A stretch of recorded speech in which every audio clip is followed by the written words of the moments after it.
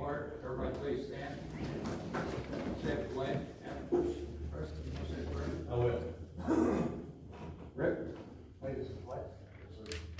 Pledge allegiance to the flag of the United States of America and to the republic for which it stands, one nation, under God, indivisible, with liberty and justice for all.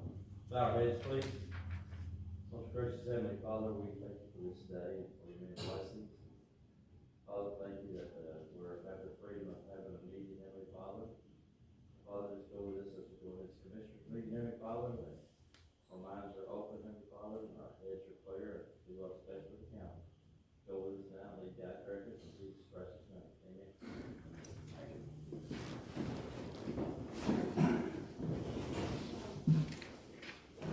Cast review minutes. Yep.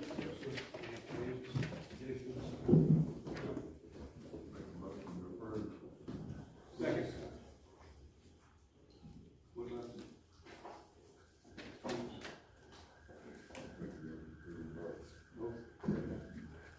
Second. All in favor, say aye. Aye. Motion carries.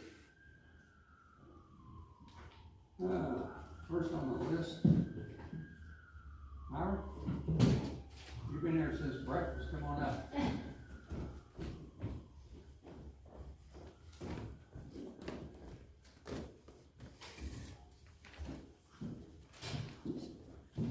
Good morning. Just to give you an update, last year I approached this board to get a request for a letter of support to write a grant from the Department of Corrections to take over community corrections. On January 1st, 2022, Washington County Community Corrections was started. We had been operating out of the Washington County Probation Department. Shortly after January 1st, 2022, South Central Indiana Veterans Treatment Court, Washington County, operations were also transferred to the Probation Department. The grants that had been awarded to the program for 2022 were transferred with the program to our office. It is now time to write a Department of Corrections and an Indiana Office of Court Services grants for 2023. I would greatly appreciate a letter of support from your board for me to write grants to fund Washington County Community Corrections and South Central Indiana Veterans Treatment Court, Washington County. Thank you. Have a motion? Second. Rich made a motion, Todd second, all in favor, say aye. Aye. Appreciate your good work. Thank you. Thank you.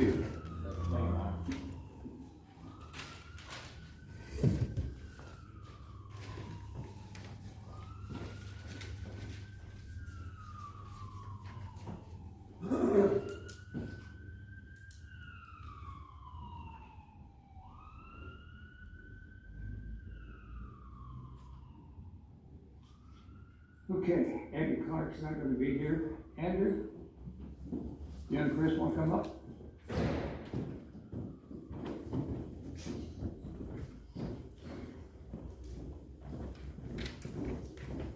How are you this morning? Fine, how are you guys? Good.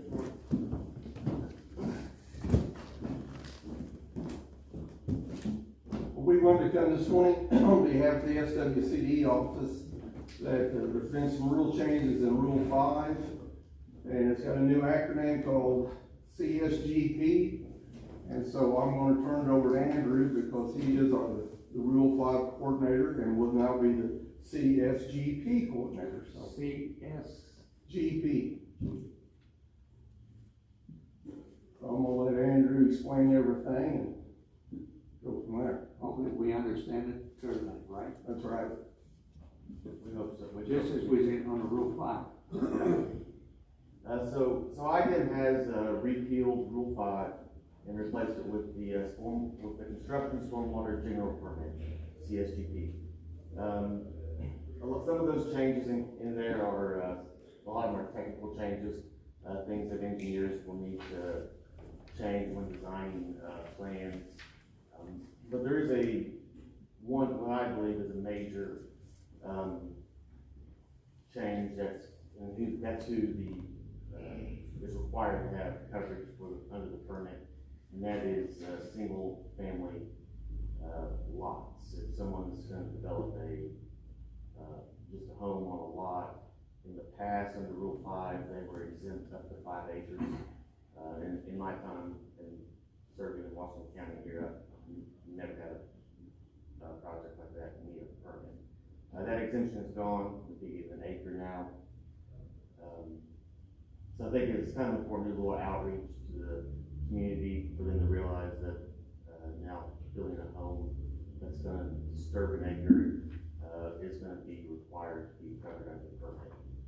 And there's more information if you've got the handout I passed out that defines disturbance, and a little bit goes into what is required to get coverage under the permit. So I presented this to the Planning Commission maybe a week ago, and we thought it was best that I bring this to the Board of Commissioners. There are a couple, there's a county ordinance and a couple of codes that reference Rule 5. As I mentioned, Rule 5 has been repealed and replaced with this CSGD. So it may be in everyone's best interest that they take a look at those and see if they need to be updated.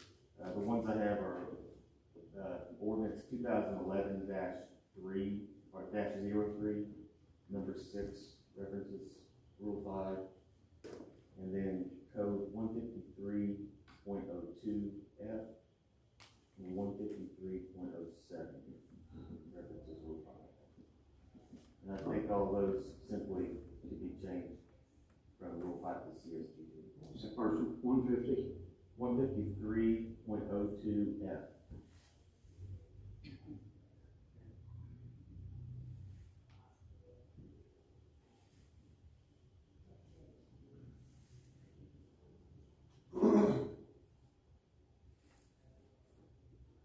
So, let me ask you, since it's moving from 5 acres down to 1,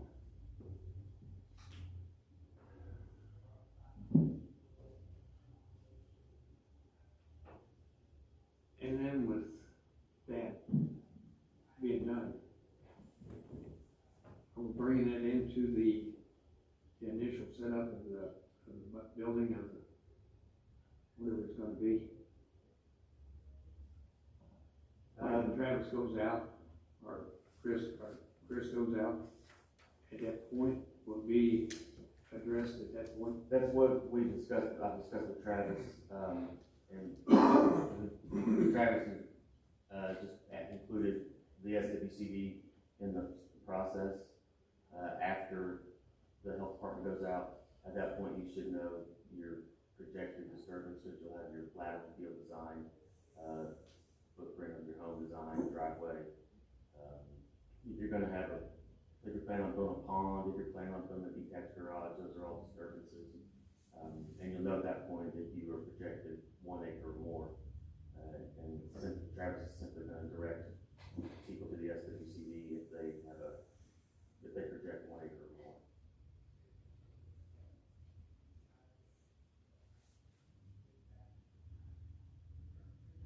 Bear with me. When they do that, when Chris goes out the first initial thing, for the perk test or what have you,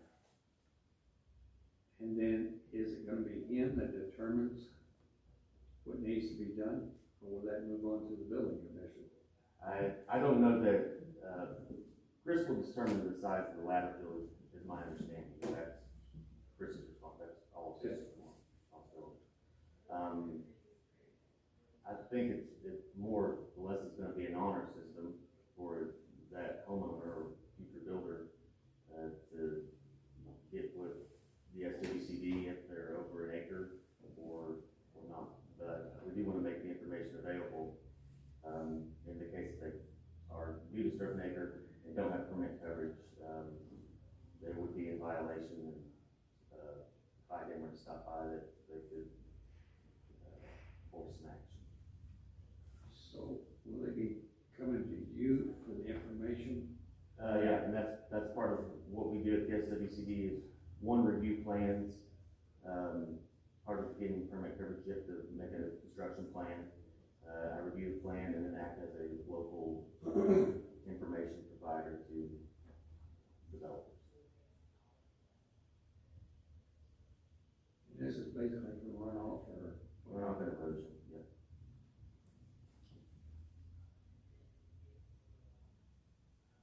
What was Rule 5 and is now the construction stormwater general permit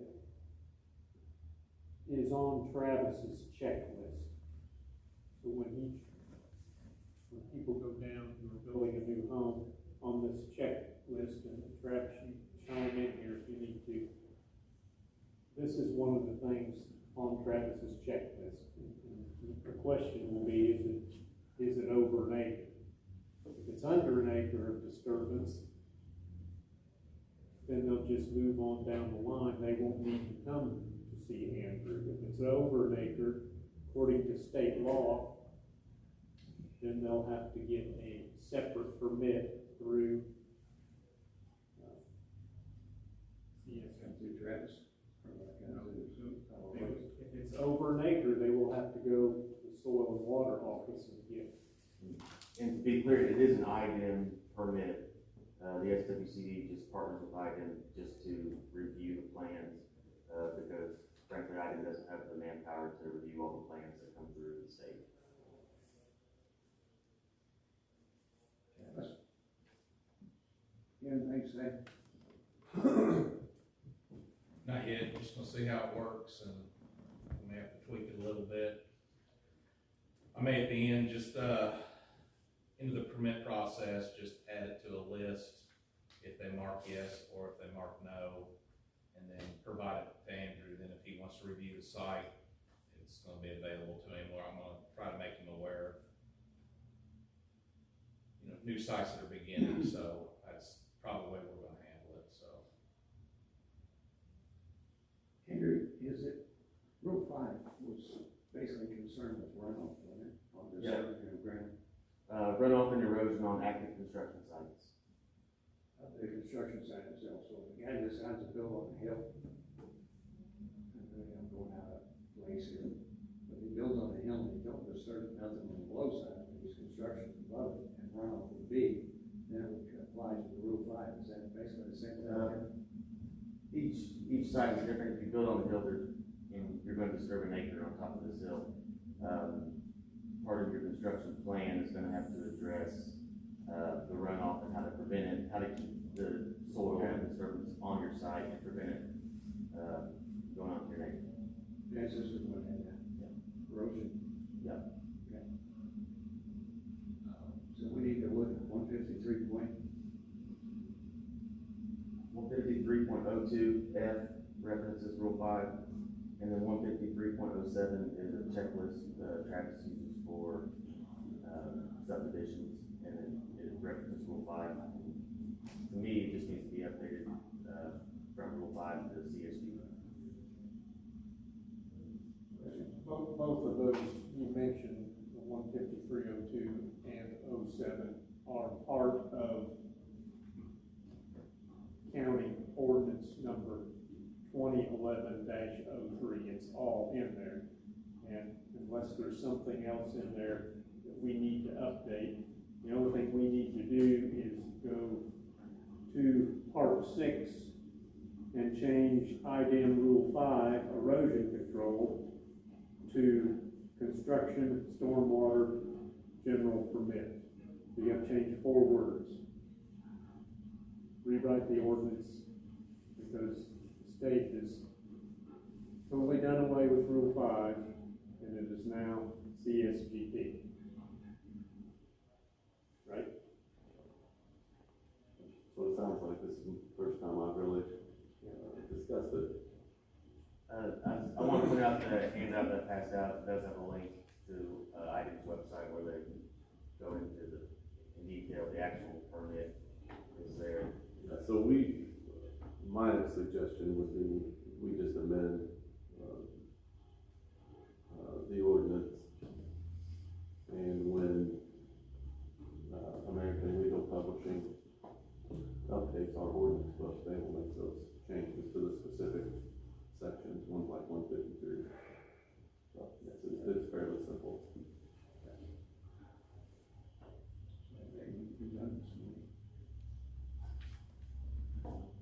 Any other discussion you guys have about it? When we change the wording, at least we can vote on it then. I vote to amend one, then. Are all of these review fees pertain to every permit? Yeah, so, part of the review process, a developer would, typically 90% of the time they hire a consultant to, develop a construction plan. That construction plan is, sent to the SWCD for review. That review fee that you see there is the SWCD review fee. The only other fee would be involved is IDEM collects $100 administrative fee for every permit, every application. That's the fees. But this is our SWCD fee schedule for plan reviews.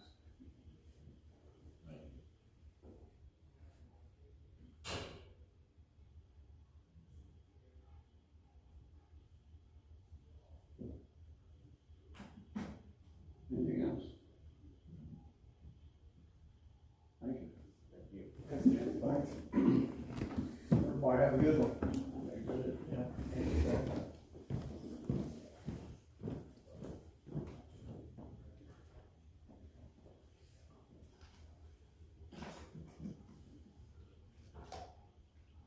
Great.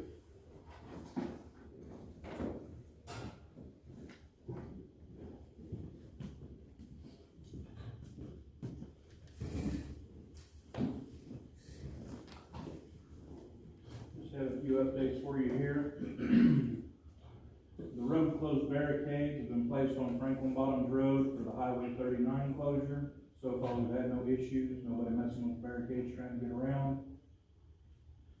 The Delaney Park Road Bridge, the guardrail and paving have been completed, so that project is finished. Also, the poison hemlock is growing, it is time to spray it, we just need to get a few days with no rain, but it's up probably a foot tall. We've been in contact with the weed board, we do have our herbicide on hand now. We've also sent in the paperwork for the reimbursement for the NDOT Painter Lane. It was $281,468. So now we're just waiting on our check to show up for the detour reimbursement. We've reached out to TNS Auction about putting on the county surplus auction, and I'm awaiting the call back to set up a time and date, see if they're available, hoping for mid-May. That's everything I've got. Thank you, Rick. Thank you. Yes. Alright. Now we have the ARP request for the Southern Indiana Search and Rescue. You guys decided to do like the other fire departments, 15,000. So, see what kind of. Approved the dance class 1-3C. Yes. And give that to you. Okay. Make a motion. Rick's made a motion. Second. Todd second. All in favor say aye. Aye. Aye. Motion carried.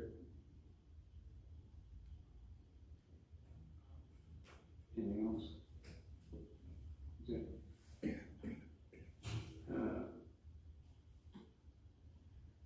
Voting is going on now.